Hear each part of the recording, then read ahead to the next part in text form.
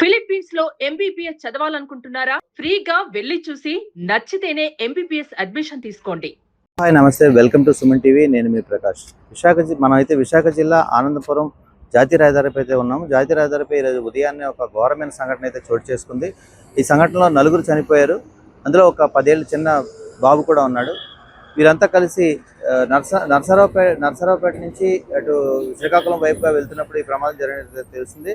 తెల్లవారుజామున ఒక లారీని అతివేగంతో వెనక నుంచి కారు ఢీకొనడంతో ఈ ప్రమాదం జరిగినట్టుగా పోలీసులు అయితే ప్రాథమిక విచారణలో తెలియజేశారు. అయితే ప్రమాదంలో చనిపోయిన వారంతా కూడా నరసరావుపేట ఎమ్మెల్యేకి సంబంధించిన ఆయన పిఏ కుటుంబ సభ్యులుగా తెలిసింది.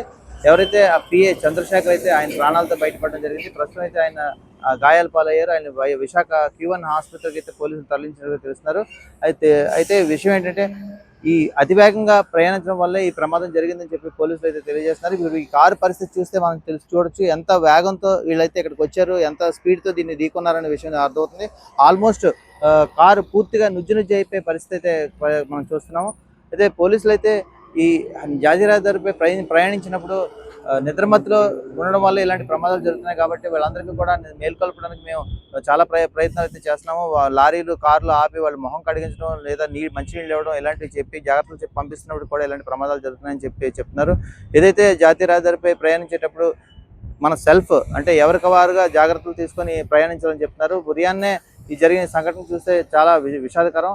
అయితే ఇలాంటి సంఘటనలు మళ్ళీ పునరావృతం కాకుండా అందరూ అప్రమత్తంగా ఉండాలని చెప్పి పోలీసులు అయితే తెలియజేస్తున్నారు. ఒక దురదృష్టకరమైన సంఘటన ఇక్కడ జరిగింది. నరసరావుపేట నుంచి కారులో టెక్కలు వెళ్తున్నారు. ముందు లారీ వస్తుంది.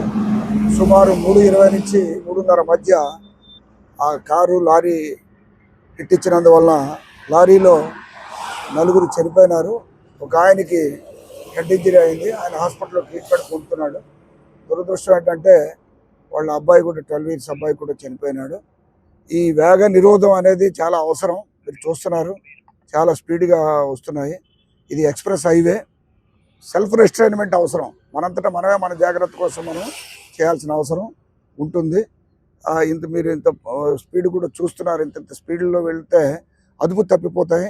అదుపు తప్పినందువలన భారీ ప్రాణ నష్టం జరగడానికి ఆస్కారం ఉంది. కాబట్టి ప్రయాణికులు ఎవరైతే డ్రైవ్ చేస్తున్నారో వాళ్ళని అలర్ట్ చేసి దాన్ని వాళ్ళు ఆ నియంత్రణ చేసుకోవాలి. తర్వాత మేము కూడా ఫేస్ వాష్ ప్రోగ్రామ్ కండక్ట్ చేస్తున్నాము. ప్రతి దగ్గర కూడా ఆపి ట్రక్ డ్రైవర్ కానీ కార్ డ్రైవర్ కానీ ఆపి ముఖం కడుక్కోవడానికి నీళ్ళు ఇచ్చి ముఖం కడుక్కొని, అలాగే వాళ్ళకి కావాల్సిన త్రాగడానికి నీళ్లు అలాంటివి కూడా ఇస్తున్నాము. దానికి కూడా సహకరించాలి. మేము ఆపకుండా వెళ్ళిపోవడం అనేది జరుగుతుంది. కాబట్టి మాకు కూడా సహకరిస్తే ఇలాంటి యాక్సిడెంట్స్ని మనం నియంత్రించగలం. కెమెరామెన్ ప్రసాద్తో ప్రకాష్, సుమన్ టీవీ, భీమిలి.